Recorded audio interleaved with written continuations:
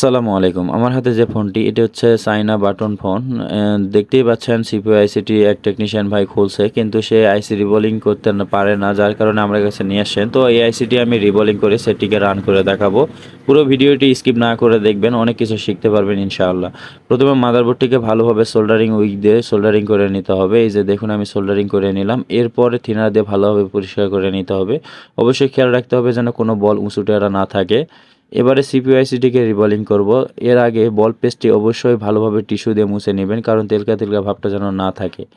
এবারে নখ দিয়ে ভালোভাবে আইসির উপরে বল পেস্টটি লাগিয়ে দিবেন যেন কোনো অংশ ছাড়া না পড়ে।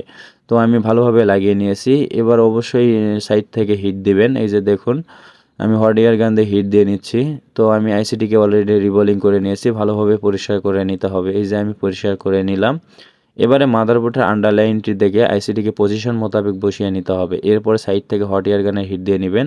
একটু বসে যাওয়ার পরে হালকা একটু পেস্ট দিয়ে আইসিটিকে বসিয়ে ভালোভাবে দুপাশ থেকে একটু নাড়ে দিবেন যেন আইসিটি ঠিকঠাকভাবে বসিয়ে যায়। এরপরে মাদারবোর্ডটি ঠান্ডা করে নিয়ে থিনার দিয়ে ভালোভাবে পরিষ্কার করে নেবেন। এরপরে এই যে দেখুন আমি পরিষ্কার করে নিচ্ছি। এরপর টিস্যু দিয়ে অবশ্যই মুছিয়ে নেবেন। এই যে দেখুন আমি ভালোভাবে মুছিয়ে নিলাম। এবার পাওয়ার সাপ্লাই লাগিয়ে চেক করে দেখব যে আমাদের সমস্যাটি সমাধান হয়েছে কিনা। আলহামদুলিল্লাহ সেটটি চালু হয়ে গেছে। তো ভিডিওটি ভালো লাগলে অবশ্যই ফেসবুক পেজটি ফলো দিবেন এবং ভিডিওটি বন্ধুদের সঙ্গে শেয়ার করবেন। ধন্যবাদ।